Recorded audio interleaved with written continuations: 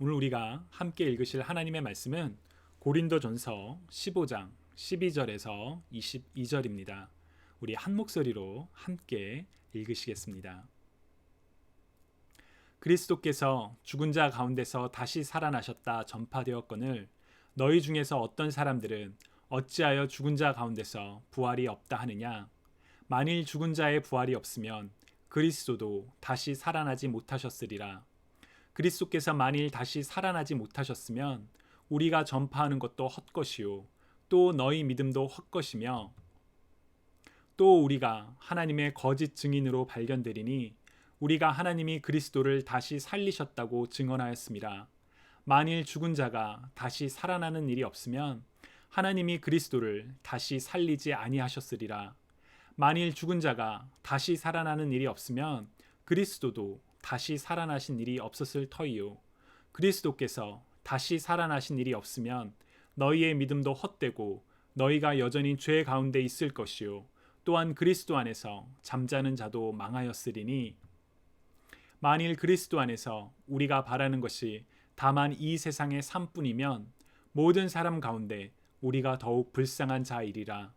그러나 이제 그리스도께서 죽은 자 가운데서 다시 살아나사 잠자는 자들의 첫 열매가 되셨도다.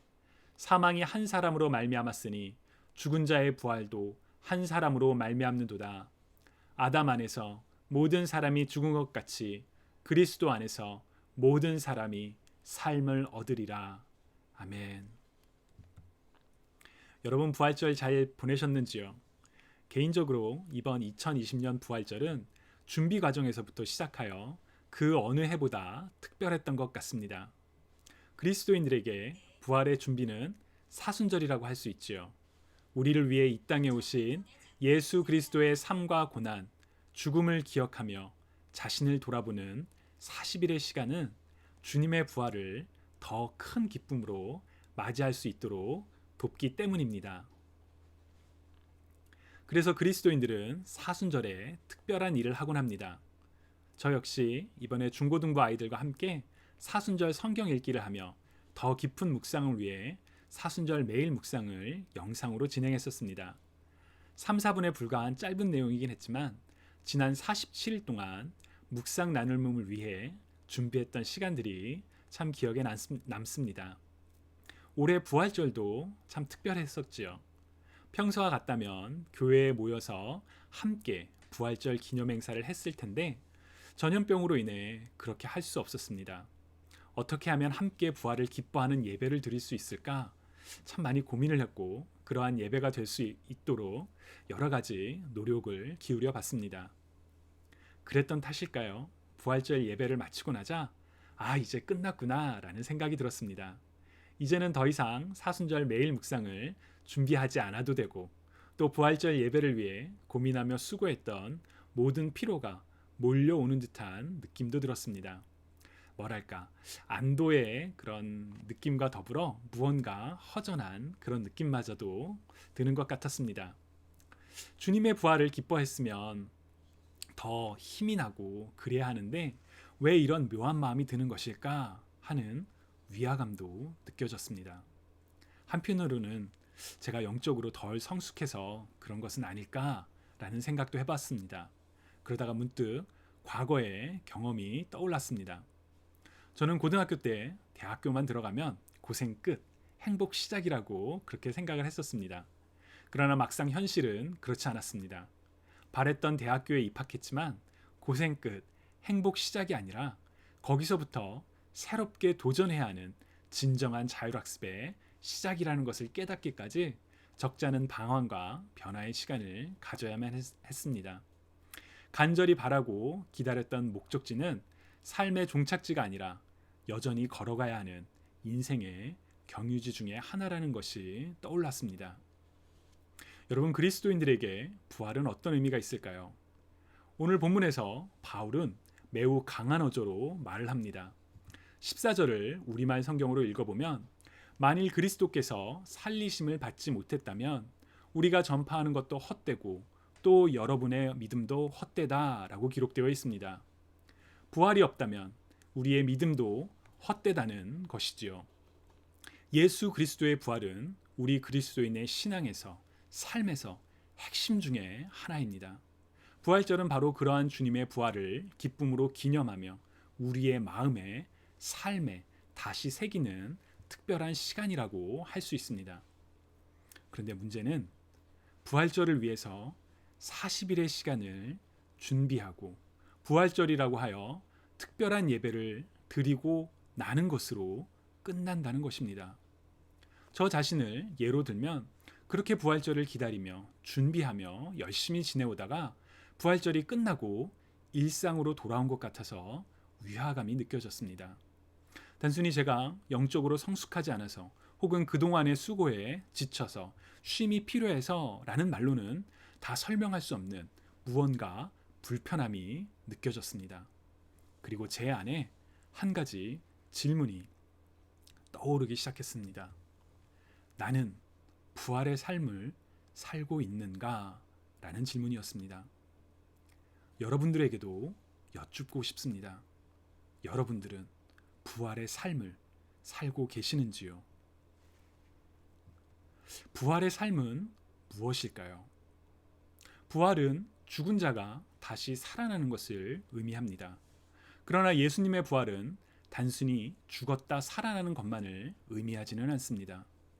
복음서에는 예수님께서 죽은 자를 살리신 세 가지 사건이 기록되어 있습니다.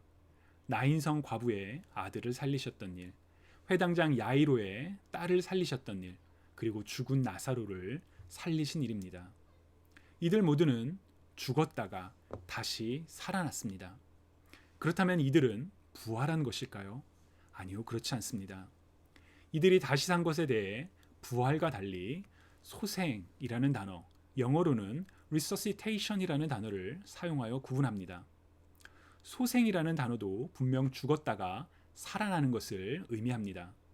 그러나 영원히 살아나는 것이 아니라 모든 사람들이 그렇듯 언젠가 다시 죽음을 맞이하는 것을 가리키는 표현입니다. 반면 주님의 부활은 그렇지 않습니다. 완전히 다시 살아나셨으며 다시는 죽지 않으며 썩지 아니하는 것을 의미하기 때문입니다.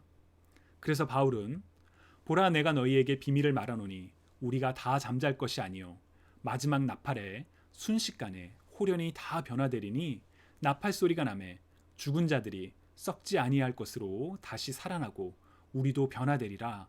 이 썩을 것이 반드시 썩지 아니할 것을 입겠고 이 죽을 것이 죽지 아니함을 입으리로다. 이 썩을 것이 썩지 아니함을 입고 이 죽을 것이 죽지 아니함을 입을 때에는 사망을 삼키고 이기리라고 기록된 말씀이 이루어지리라 라고 선언했습니다. 바울이 이렇게 담대하게 말할 수 있었던 것은 부활의 첫 열매이신 주님의 부활이 완전한 부활이었기 때문입니다. 완전히 부활하신 그리스도를 따라 우리 역시 잠깐의 소생이 아니라 완전한 부활을 경험할 것이라는 확신을 바울은 가지고 있었던 것이지요. 바울의 확신처럼 우리는 믿음으로 우리에게 이 세상의 삶은 잠깐이며 모든 믿는 자에게는 영원한 삶이 기다리고 있다라는 죽음 이후의 소망, 곧 부활의 소망을 가지며 살아가고 있습니다. 여러분, 부활의 소망을 가지고 계시는지요? 그런데 여기에는 한 가지 문제가 있습니다. 만약 우리의 부활이 죽음 이후에 얻게 되는 어떤 것이라면 지금 오늘을 살아가는 나와 무슨 상관이 있냐는 것입니다. 이번에 교육부 부활절 설교를 통해 나누었던 질문이 하나 있습니다. What does it mean to you that Christ is risen? 그리스도가 부활하셨다는 것이 너에게, 나에게 어떤 의미가 있냐라는 질문입니다. 바울이 오늘 본문에서 말하는 것처럼 부활은 우리 믿음의 근간입니다. 그래서 교회 다니는 사람치고 부활을 모르는 사람은 없습니다. 매년 교회에서는 부활절을 준비하고 또 의미 있게 부활을 기념하기 위해 많은 노력을 기울이기 때문에 부활을 모를 수가 없습니다. 문제는 예수님의 부활이 나와 전혀 상관없는 하나의 교리처럼 받아들여질 때 발생합니다. 부활이라는 단어를 듣고 또 들어도 배우고 또 배워도 정작 부활이 내게 어떠한 의미가 있는지, 나를 어떻게 변화시키는지 분명히 알지 못한다면 우리에게 부활은 겉모습만의 신앙으로 남을 수도 있기 때문입니다. 여러분에게 예수님께서 부활하셨다는 것은 어떠한 의미가 있는지요? 앞서 나눈 것처럼 예수님의 부활은 우리에게 미래적 소망이 됩니다. 오늘 본문 19절과 20절을 보시면 만일 그리스도 안에서 우리가 바라는 것이 다만 이 세상의 삶뿐이면 모든 사람 가운데 우리가 더욱 불쌍한 자이리라. 그러나 이제 그리스도께서 죽은 자 가운데서 다시 살아나사 잠자는 자들의 첫 열매가 되셨도다 라고 바울은 말합니다. 그리스도께서 죽은 자 가운데서 다시 살아나사 잠자는 자들, 곧 죽은 자들의 첫 열매가 되셨다는 것은 우리 역시 죽은 자 가운데서 그리스도와 같이 다시 살아나게 된다라는 의미이기 때문입니다. 그렇게 앞서 말한 것처럼 부활은 이 세상의 삶에 대한 죽음이 끝이 아니라 영원한 삶이 있다라는 확실한 미래적인 소망입니다. 교육부 부활절 예배에서 다음 세대들에게 그리스도가 부활하셨다는 것이 어떠한 의미가 있냐라고 물어보면서 야, 너네들 한번 생각해봐. 그리고 같이 예배드리는 사람들과 나눠봐 라고 약간의 시간을 가졌습니다. 그리고 시간이 지난 뒤에 저에게 있어서 부활의 의미, 곧 그리스도께서 부활하셨기에 죽음을 두려워하지 않아도 된다. 부활의 삶, 영원한 삶에 대한 소망이 있다고 나누었었습니다. 그러나 그러한 확신에 찬 나눔 뒤에 찾아온 부활절 예배가 끝나고 난 뒤에 찾아온 그 묘한 느낌 속에서 떠오른 질문이 부활은 미래적 소망만을 의미하는가? 라는 것이었습니다. 즉 예수 그리스도의 부활이 지금 내 현재의 삶에 오늘을 살아가는 나에게 어떠한 의미가 있냐는 것에 대한 대답이 분명히 필요하다라는 생각이 들었습니다. 질문을 바꾸면 나는 부활의 삶을 살아가고 있는가? 라는 질문과 동일한 내용이죠. 여러분들은 어떠신지요? 부활의 삶을 살아가고 계시는지요? 오늘의 삶 속에서 일상에서 부활의 삶이라는 것은 어떤 것일까요? 예수 그리스도의 부활이 우리의 죽음 이후에 완전한 영생, 부활에 대한 소망뿐만 아니라 오늘의 나의 삶을 어떻게 변화시키고 있을까요? 고린도전서 15장에서 바울은 부활하신 예수 그리스도로 인해 삶이 변했습니다. 15장 8절에서 10절을 새 번역 성경으로 읽어보면 그런데 맨 나중에 달이 차지 못하여 난 자와 같은 나에게도 나타나셨습니다. 나는 사도들 가운데서 가장 작은 사도입니다. 나는 사도라고 불릴 만한 자격도 없습니다. 그것은 내가 하나님의 교회를 박해했기 때문입니다. 그러나 나는 하나님의 은혜로 오늘의 내가 되었습니다. 나에게 베풀어 주신 하나님의 은혜는 헛되지 않았습니다. 나는 사도들 가운데 어느 누구보다도 더 열심히 일하였습니다. 그러나 이렇게 한 것은 내가 아니라 나와 함께 하신 하나님의 은혜입니다. 아멘. 여러분, 바울이 변한 이유가 무엇인가요? 교회를 박해하던 바울이 오늘의 바울, 곧 복음을 증거하는 바울이 될 수 있었던 이유는 무엇이었나요? 바로 부활하신 예수 그리스도를 만났기 때문입니다. 바울은 부활하신 예수 그리스도께서 작은 자 중에 작은 자인 자기에게도 나타나셨다며 이를 하나님의 은혜라고 표현합니다. 그런 점에서 바울은 부활의 삶을 살았습니다. 예수 그리스도의 부활을 경험했고 부활하신 예수 그리스도를 만나 어제의 내가 아니라 오늘의 나로 교회의 박해자가 아닌 복음의 전파자로 바울의 오늘을 살아갔기 때문에 우리는 바울이 부활의 삶을 살았다라고 말할 수가 있습니다. 그렇다면 우리도 바울처럼 부활의 삶을 살아갈 수 있을까요? 여러분 어떻게 생각하시나요? 우리도 오늘 부활의 삶을 살아갈 수 있을까요? 사실 이 질문은 맞는 질문은 아닙니다. 오늘 부활의 삶을 살아갈 수 있느냐 없느냐가 아니라 우리는 부활의 삶을 살아야 하기 때문입니다. 우리는 예수님께서 잠자는 자들의 첫 열매가 되신 것처럼 우리도 부활할 수 있느냐 없느냐라고 묻지 않습니다. 예수님께서 부활의 첫 열매가 되셨기에 우리도 부활할 것이라고 믿습니다. 그것이 우리의 믿음입니다. 그렇다면 우리가 부활의 능력을 믿는다면 우리가 오늘 부활의 삶을 살 수 있겠냐 없겠냐가 아니라 우리는 반드시 부활의 삶을 살아야만 합니다. 부활하신 주님이 사랑하시는 여러분, 부활의 삶을 오늘 사시기 바랍니다. 우리가 부활의 삶을 살 수 있는 가장 큰 이유는 바로 하나님께서 예수 그리스도를 다시 살리셨기 때문입니다. 17절을 오늘 본문 17절을 우리말 성경으로 보시면 만일 그리스도께서 살리심을 받지 못하셨다면 이라고 번역합니다.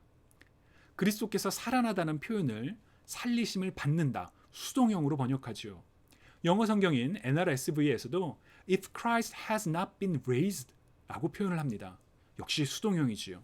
원어도 마찬가지로 수동형 동사입니다. 왜 수동형을 사용할까요? 하나님께서 십자가에 달려 죽으신 하나님의 아들 예수 그리스도를 다시 살게 하셨기 때문입니다. 예수님은 하나님의 아들이니까, 우리와 다르니까 다시 살아나는 특별한 힘이 있어서 부활하신 것이 아니라 하나님께서 이 땅에 인간의 형상으로 겸손히 오신 하나님의 아들을, 우리를 대신하여 십자가에 달려 죽으신 예수 그리스도를 다시 살게 하셨기 때문에 부활하신 것입니다.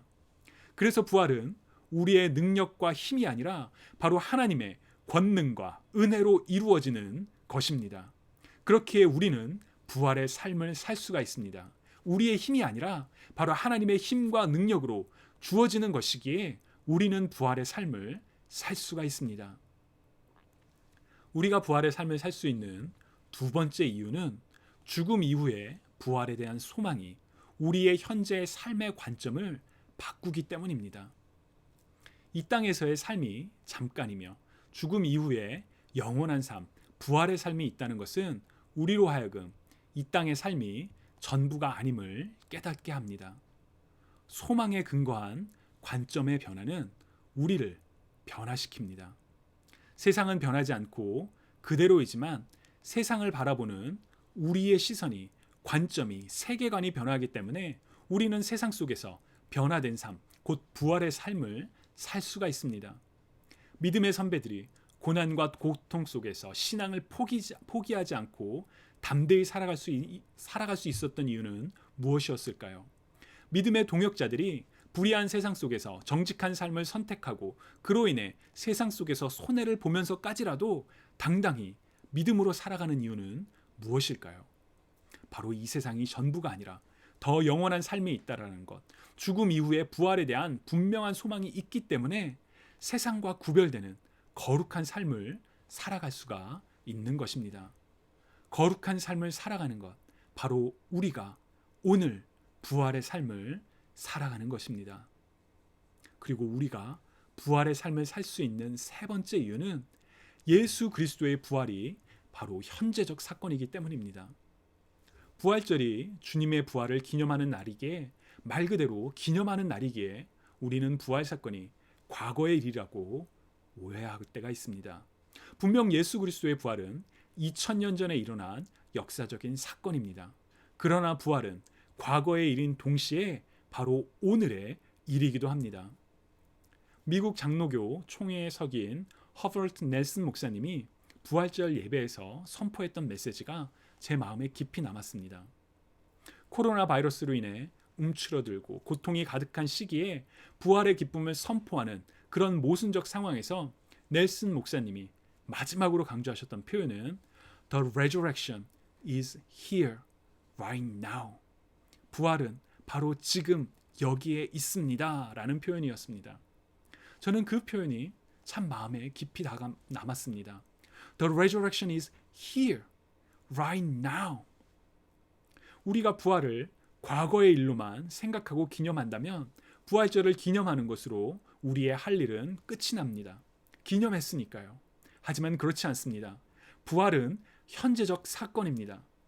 예수 그리스도의 부활로 말미암아 절망과 두려움에 빠져있던 제자들이 변했던 것처럼 예수 그리스도로의 말미암아, 예수 그리스도의 부활로 말미암아 오늘 우리의 삶이 변화되기 때문에 부활은 현재적 사건입니다.